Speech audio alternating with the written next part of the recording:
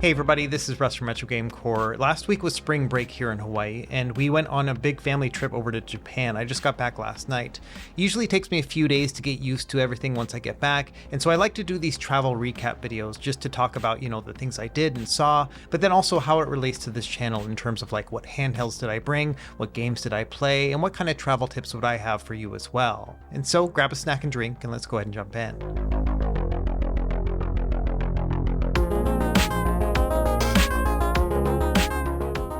Okay, first things first, this was a family trip. In fact, it was my wife's entire side of the family, her parents, her siblings, their spouses, and kids. So there were 11 of us all together that went on this trip. We'd been planning it for years. Now, going from Hawaii to Japan is not a big deal. It's only about a 6-hour flight. It's actually about the same as going to the west coast of the US. And so it's kind of the same experience as like flying from the west coast to the east coast of the US. Not a big deal at all. And like I mentioned, this was a very family-focused trip, so we did a lot of things that were more family-oriented. It's not like all 11 of us were going retro game shopping. So for example, in the first 2 days, we went to Tokyo Disneyland and then Tokyo Disney Sea. Now, Disney Sea is kind of like California Adventure. If you've ever been to Disneyland, it's like a separate park, but still owned by Disney and very Disney themed. Now, my wife loves Disney stuff, and so we've gone to like Disney World and Disneyland before, but I have to say that Tokyo Disney really takes the cake in terms of the crowd size. There was just an amazing amount of people there, and we've been to like Disney World on Christmas Day before, and that's always packed as well, but it's nothing compared to what I saw while I was on this trip. Now, I do think the timing of our trip exacerbated the crowds as well. Not only was it spring break in many parts of the US, but also school was out in Japan that week as well. And so like 90% of the people that were going to these Disney parks were like school children. They were wearing their school uniforms, like kind of like school pride. And so it was just a huge crowd. It was kind of crazy. To give you an idea of just how crowded everything was, on the day that we went to Disney Sea, we only rode on 2 rides altogether. And one of those we actually paid extra for like a premium pass so that we could get front of the line.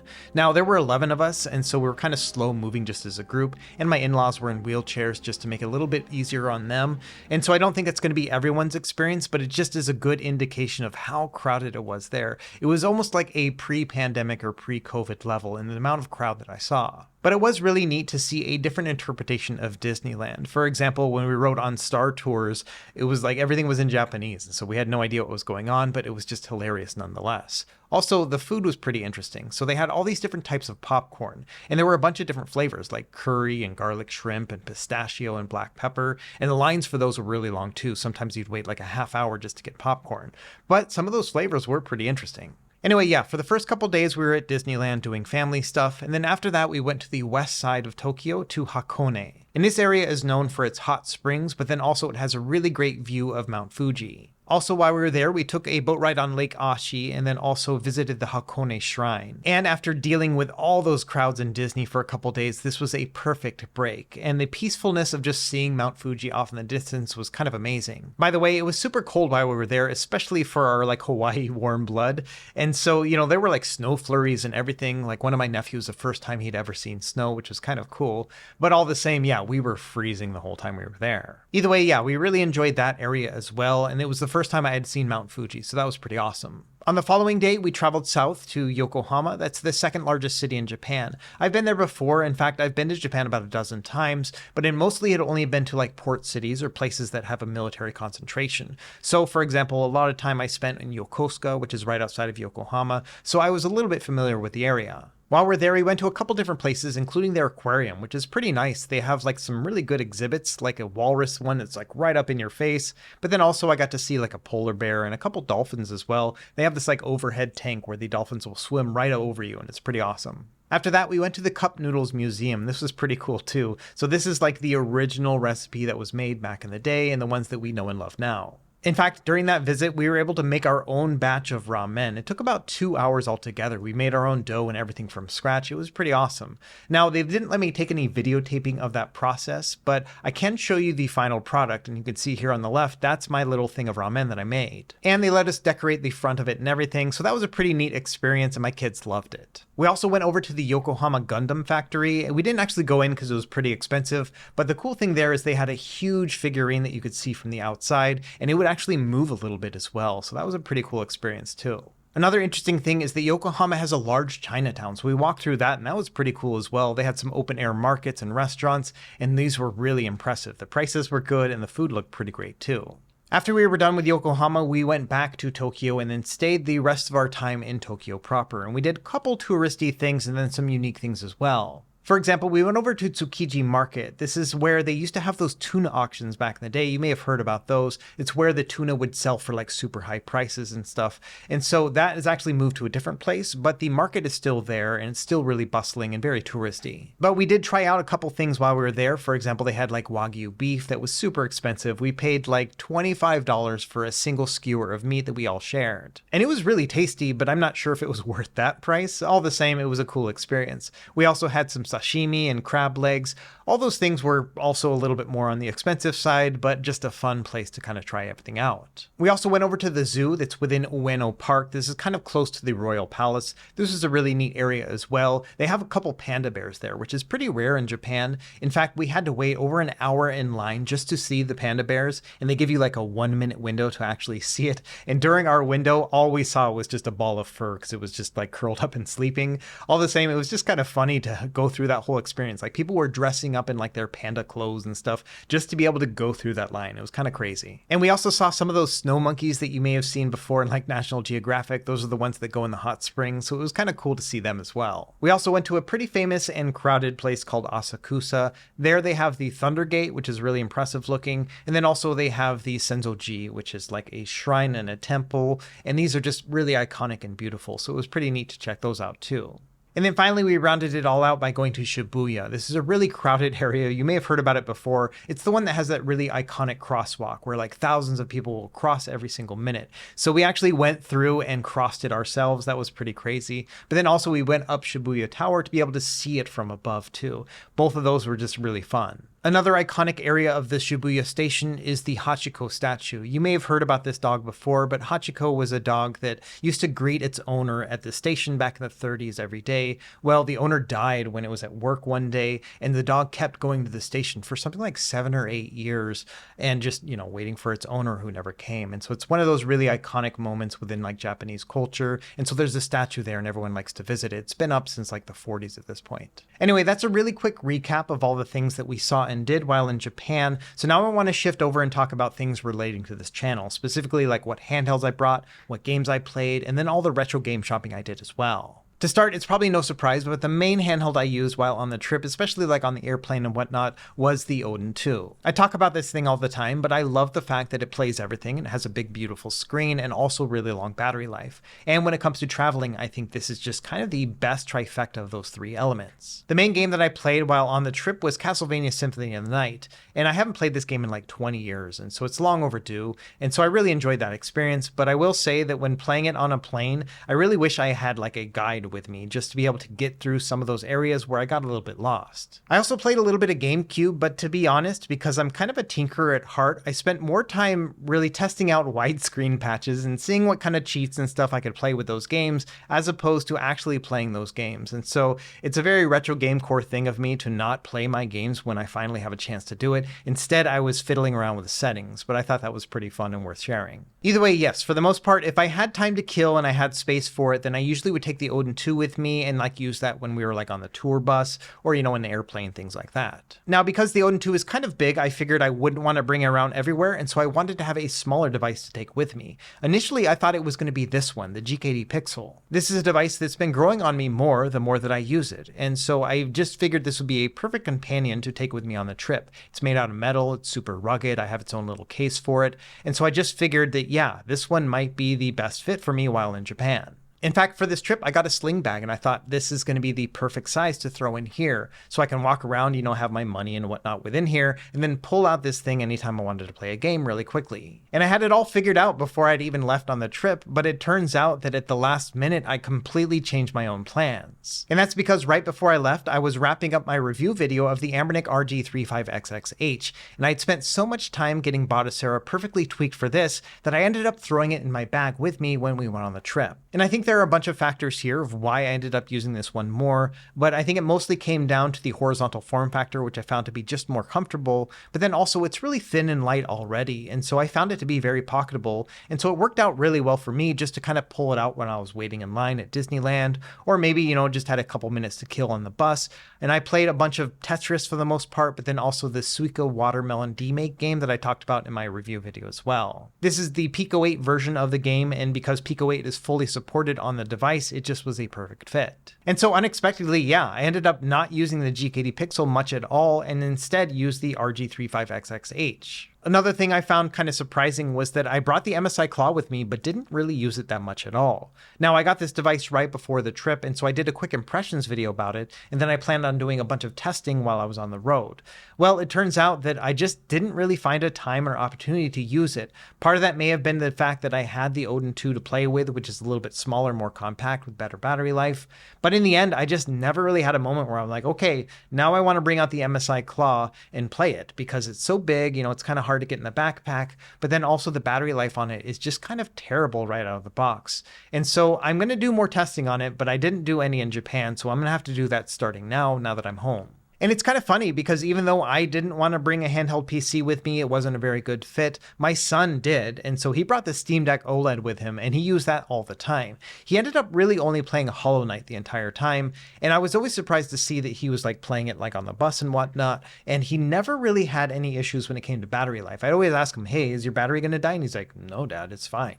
So I went and I kind of investigated a little bit further while he was playing and brought up the menu. And sure enough, while he was playing Hollow Knight, just, regular old Steam Deck gameplay, he was pulling about 3 watts altogether from the device. And so yes, he was getting all day battery life playing Hollow Knight all those times that we were kind of shuttling back and forth on the bus.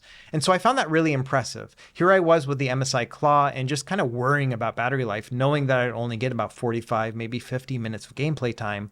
Meanwhile, my son was playing the Steam Deck, albeit with a lightweight game, and he's just playing all day. And I thought that was kind of amazing. So yeah, that's just a really quick summary of some of the things that we played and the handhelds that we used while we were on the trip. And to be honest, I didn't play a lot of games while I was on the trip, mostly because I was hanging out with family. It was a family vacation.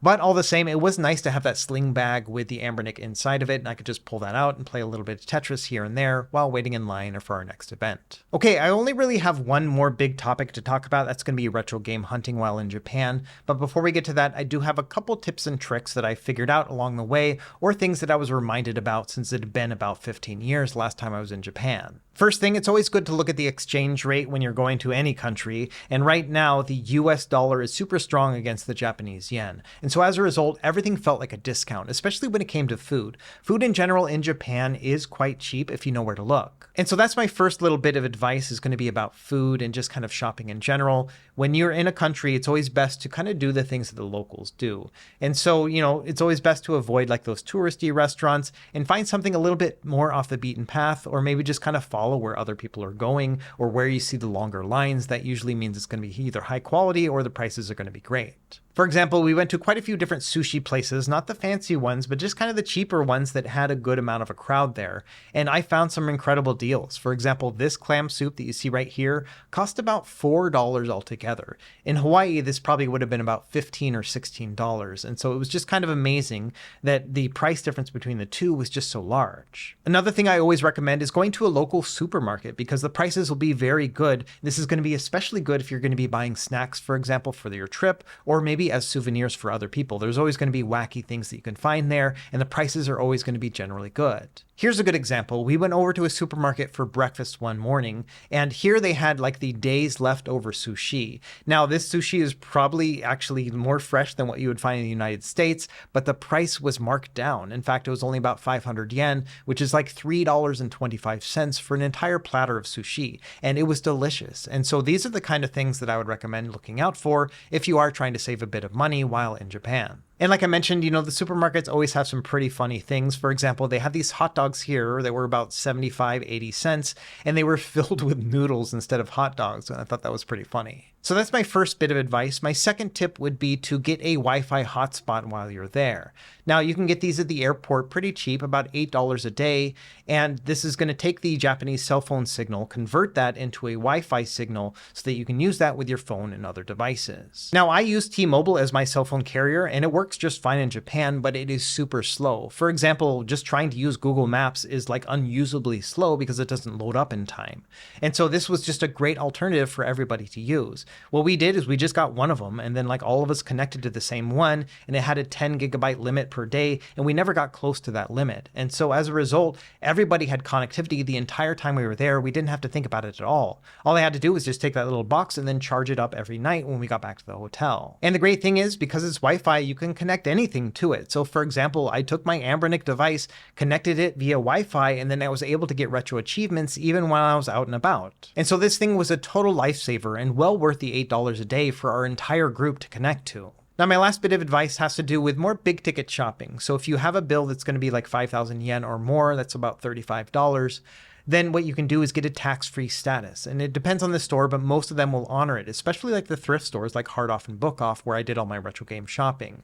All I had to do was show them my passport, and they would give me a discount right then and there. And like I said, it's around 9 or 10% depending on where you're shopping. And that can be pretty significant when you're buying stuff. So as you imagine, the US dollar is really strong right now, plus we have that tax-free status. And so even though some things might appear expensive for people in Japan, for us, like the US dollar, it was pretty nice. So for example, in this footage right here, you can see that there's a larger yen amount and then a smaller one down below that's cheaper. The smaller amount is the tax-free status. That means that's the price that I was paying for everything when I was buying things. Anyway, those are just a couple tips and tricks that I figured out along the way, and I hope that's helpful for you if you are planning on visiting Japan or a different country. Now I want to talk about retro game shopping, and this one was a really fun experience, so let's kind of walk through this whole process. To start, I was pretty limited in the places that I could shop, mostly because we were on a big tour group, and so there were set times for everything, and it was only like later in the evening when I had free time, and many of the stores would close by then, and so I wasn't able to shop like every single day, but I did get some pockets here and there, especially when I was outside of Tokyo. But also the day before we left, I had a full free day, and so that was a day that I used as an opportunity to meet up with some friends that live in Japan. And to start, I met up with Tim from Team Pandora. You've probably heard about his channel before. I've talked about him a couple times on my channel as well. I've known this guy for years. We've done a bunch of Skype chats together and whatnot, but I've never actually met him in real life, so that was pretty awesome. And the Team Pandora YouTube channel is pretty amazing. It's got a bunch of mini PC reviews and then other hardware reviews as well, including handhelds. And then also this is the team that's behind like all of the fixes and configurations that are made for the Pandora box arcade systems. And of course, I'll leave a link to Team Pandora in the video description below. But yeah, it was awesome to meet up with Tim and just kind of go around Japan with him. He's lived in Japan for like 15, 18 years, something like that. So he definitely knows his way around. Another person I wanted to meet up with is Juntaro. This is someone I've known on Twitter for years at this point, and I knew obviously he lived in Japan, and so I just thought it would be amazing to meet up with him as well. And turns out that he's like in Tokyo and everything, and so it was just super easy to meet up, and so we spent the whole day together. Now his presence is mostly on Twitter, and he shares a lot of stuff about retro handhelds and modding and things like that, and he actually made a full like blog about our day experience, and so I'll leave a link to that as well if you want to read about his experience hanging out with me for the day, which is kind of amazing as well. And finally, the last person we met up with is ETland XOXO. This is someone I've known for years as well. She is a YouTuber based out of Japan, and it's funny, she focuses a lot on retro handhelds, but in her day job, she's an English and Japanese interpreter. Turns out, Juntaro doesn't speak English, I don't really speak Japanese, and so she was like the perfect match for our Avengers like 4-person team in Japan. So all 4 of us got together that day, and we did a bunch of retro game shopping. Now, in the beginning of the day, I actually just met up with Tim first before I met up with the others, and we were in Ikebukuro, which is where our hotel was. This is an area a little bit to the west of Tokyo, and there they have a big arcade, and so we went inside there. And I've never really seen a Japanese arcade before. It was pretty disorienting. For example, all of the arcade cabinets are super low because they are meant to be sat down at while you're playing. Not only that, the screens are huge and kind of uniform looking. They all kind of use the same system, but they have these like huge CRTs and they look amazing. And so Tim and I spent like a half hour just ogling at these classic screens. Nowadays, arcades in Japan are mostly like rhythm games and stuff like that, but you can still find some of these pockets of old arcades, which is where we were. Some of these games I had never seen in real life, like Sega Rally Championship or even the F-Zero arcade game. They also had a Super Mario Bros. Arcade cabinet, so of course we had to put our 100 yen in and try that out. And yeah, it was kind of amazing. I'm terrible at Mario 1. It's one of those games I never had growing up, but all the same, it was awesome to be able to play it on a huge CRT like that. Anyway, after spending some time in the arcade, we met up with Juntaro in ET Land XOXO, and then our retro game shopping actually began. Now, Juntaro has a car, which is amazing, so we all just piled in and then went to the outskirts of Tokyo. That's where you're going to find the better deals. For example, most people hear about Akihabara, which is like the really like kind of ritzy place and touristy place where you can buy games and stuff like that. We didn't go to any of those places at all. In fact, I've still never been to that area. Instead, we went to just kind of more off the beaten path where there's going to be a better selection and the prices will be lower as well. So we went to 3 different hard-off stores. These are thrift stores that are more hardware oriented. In Hawaii here, we actually have 2 stores called Book Off, and it's from the same chain, but it's more book oriented. So I kind of knew what I was getting into, but it was still kind of amazing to see just how much hardware they had there. Now, right off the bat, after looking at the selection and the prices, I learned quite a few things. Number one is the fact that Sony and Nintendo devices really prevail. So if you want to find a good deal on a PSP, a PS Vita, or a Nintendo DS, all those are there and they are very plentiful. They do have like some rare Game Boys that were a little bit more expensive, but for the most part, these were all in great shape and the prices weren't bad, especially compared to something like eBay. For me personally, I wasn't really on the hunt for hardware. I was looking for software like games and whatnot. And so a lot of these things didn't really draw me in. But all the same, it was really cool to see hardware that I had never seen in real life before. So for example, there was a big selection of Game & Watch titles from back in the day, but then also some Japanese-based handhelds like the Neo Geo Pocket Color, as well as the WonderSwan Color. Now, I already have a Neo Geo Pocket Color, I really need to make a review video on it, but then also I was on the hunt for a WonderSwan Color just because I've never tried one before and I want to make a video on that as well. And there were also other handhelds I'd never seen before in the wild, like the Pokemon Mini, even though this one was like $250, but then also the PC Engine GT or the TurboGrafx Express. This one's also pretty expensive, it's about $250 here used, but all the same, it's kind of amazing. I've never seen one in real life and it's kind of cool. It's like a portable TurboGrafx 16. And so there were a lot of handhelds to choose from, but the prices were not like super dirt cheap or anything. It still was kind of comparable to like what you would find on eBay. However, what I did find to be quite a bit cheaper by comparison were home console systems. These were also plentiful, but still at a really good price. Now, I wasn't personally on the hunt for some of these home console systems just because they were going to take up so much space in my luggage, but all the same, it was pretty cool to be able to see them. And there was a wide range of prices. You know, had the really high-end ones like still in the box. Those were very expensive, but you could find a lot cheaper ones as well. For example, it was pretty common to be able to find like a GameCube or a Wii for about $25, $30, and you could find a Sega Saturn for about $50, which is pretty crazy. But of course, there were collector's items. For example, they had an in-box Virtual Boy for about $350, and they also had the old Satellaview from the Super Nintendo era. This thing was about $500 altogether, but still, I had never seen one in the wild, so it was kind of cool. And there was also some pretty cool accessories like the GameCube keyboard, as well as the NES or Famicom 6-shooter. I don't think I've ever actually seen this in the United States, probably because it resembles a gun so much, but all the same, it was pretty cool to see this zapper. I also got my first look at the Neo Geo CD. This was a little under $300, so not cheap by any means, but it was kind of cool to see this little piece of history. Now, if you're looking for the best deals, there's a junk section in every hard-off store. These are going to be the things that don't quite make it into the display case. Maybe they have something wrong with them, or maybe they don't boot. So they may take some work to actually get running, but the deals are going to be really solid. For example, you can grab a Wii for like $7, or even something like a Famicom for like $10, which is crazy. For example, we found like Nintendo DS's for like $3 or $4 each. Some of them had like hinge issues or maybe the screen wouldn't turn on, but all the same, they're kind of like project devices where you could maybe turn them into a Game Boy Advance instead. I know a lot of people will do that with the old DS's. And so these are kind of great opportunities to try something like that out. And a lot of the games that they have here are going to be sold for 110 yen. That's about 75 cents altogether. So you can imagine like Final Fantasy V for the Super Nintendo for 75 cents. That's crazy. I was also really surprised to find just how many PSP games I could find in these hard-off stores. It was probably one of the most prevalent systems altogether, which really shows how popular the PSP was in Japan back in the day. My favorite bins were those for the PS1 and the Super Famicom or Super Nintendo. These were 330 yen each. Now, some of these probably don't boot and they have to have some work done to them, but all the same, it's about $2 US to pick one of these up, and I think it's worth the gamble if you wanted to mess around with the hardware and see if you could get it to work. But like I mentioned, I wasn't really on the hunt for hardware, I was mostly looking for software, so most of my time was spent looking for games. Let's talk about that next. To start, the number one thing I was looking for while on this trip were Famicom games, or NES games, made in Japan. I have a pretty big NES collection behind me, but I've also been slowly accumulating a bunch of Famicom games as well, like the Japanese counterparts of some of my favorite games. The great thing about this system in particular is that a lot of them don't have a lot of reading, and because I can't read Japanese, that still means I can play most of these games just fine, provided I have a means to play them with a Famicom.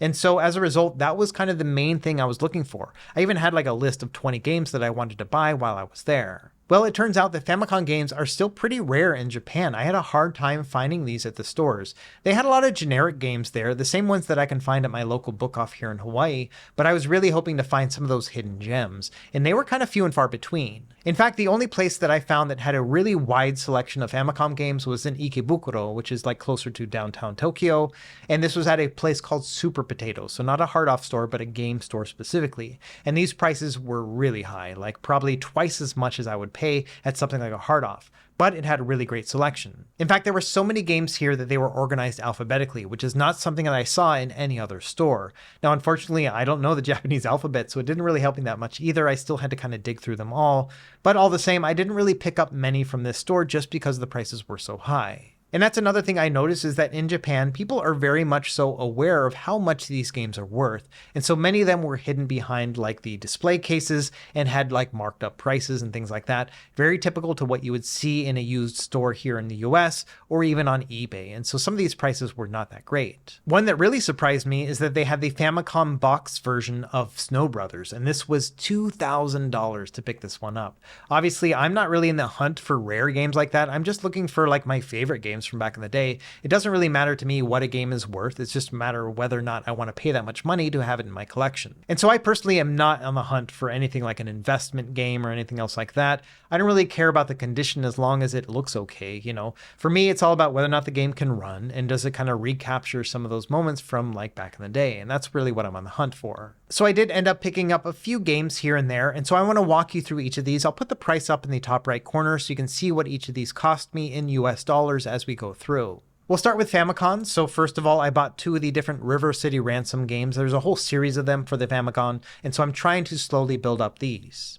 I also picked up DuckTales, which can be pretty expensive, and so I found it at a good price. Same thing with Ninja Gaiden. I wasn't expecting to get this one so cheaply. And I did find a couple somewhat rare games like Famicom Grand Prix. This one is actually a precursor to both Mario Kart as well as F-Zero. In fact, the director of this Famicom Disk System game went on to direct the first F-Zero on the Super Nintendo too. I also found a couple games still in the box, including Duck Hunt, which is pretty rare, as well as Dr. Mario. I've mentioned it before, but that's my wife's favorite game, and so I had to pick this one up for her. The only real big ticket game that I bought was for the Famicom, and it was this one here, which is the Japanese version of Shadow the Ninja. And it's pretty funny because when we were in the hard-off store, I just kind of kept walking around and mulling it over whether or not I wanted to spend this amount of money on a game. It was about $50 altogether US, but all the same, I wasn't looking to spend that much money on any single game, but this is one of my very favorite games on the NES from back in the day. And both the Japanese and US versions of this game are quite rare and expensive as a result.